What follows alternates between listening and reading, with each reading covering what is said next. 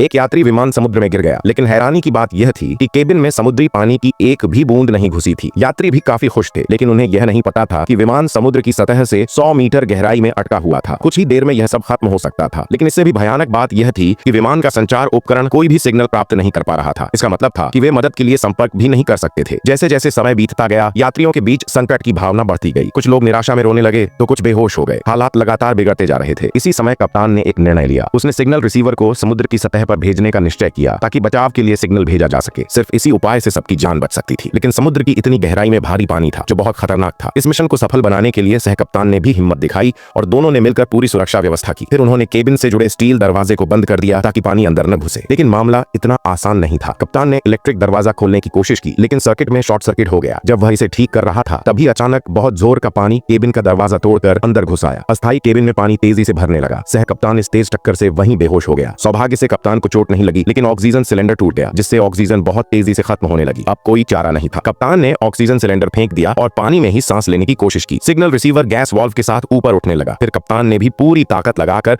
ऊपर चढ़ना शुरू किया। आखिरकार कप्तान अपने दृढ़ निश्चय और हिम्मत के सहारे समुद्र की 100 मीटर गहराई से सतह पर पहुंच गया। वह गैस वाल्व पर चढ़ गया और तुरंत बचाव सिग्नल भेजा। सौभाग्य से मदद बहुत जल्दी पहुंच गई और उसकी जान बच गई, लेकिन पूरा विमान और उसमें सवार यात्री अभी भी समुद्र की गहराई में फंसे हुए थे। फिर कप्तान ने पूरी दुर्घटना की जानकारी दी। विमान के मुख्य कप्तान ने तुरंत एक बड़े बचाव दल को यात्रियों को बचाने के लिए भेजा, लेकिन जब बचाव दल समुद्र की गहराई में पहुंचा तो उन्हें भारी जलदाब के कारण विमान का दरवाजा बाहर से खोलना नामुमकिन लगा, और अगर खोल भी देते तो बिना किसी सुरक्षा के यात्री पानी में डूबकर मर जाते। जब अंदर के यात्रियों ने बचाव दल को देखा तो वे बेहद उत्साहित हो गए। उन्हें लगा कि अब उनकी जान बच जाएगी, लेकिन इतने बड़े संकट के सामने बचाव दल पूरी तरह बेबस था। वे कुछ नहीं कर सके। उन्होंने लंबे समय तक स्थिति का निरीक्षण किया और आखिरकार खाली हाथ वापस लौटना पड़ा। इसलिए पूरे बेड़े ने तुरंत एक आपात बैठक बुलाई। चर्चा के बाद यह तय किया गया कि सुरक्षा को ध्यान में रखते हुए विमान को समुद्र से बाहर निकालने का प्रयास किया जाएगा। फिर से बचाव दल समुद्र में उतरा। उन्होंने विमान के चारों ओर दर्जनों एयरबैग लगाए, फिर उन्हें नीचे से रस्सियों के जरिए जोड़ा और आखिर में इन एयरबैग्स को एक एयर डक्ट से जोड़ दिया। कप्तान की अनुमति मिलते ही दर्जनों वाल्व एक साथ खोले गए। जैसे जैसे एयर डक्ट से हवा निकलती रही, एयरबैग धीरे धीरे फूलने लगे और विमान भी धीरे धीरे ऊपर उठने लगा।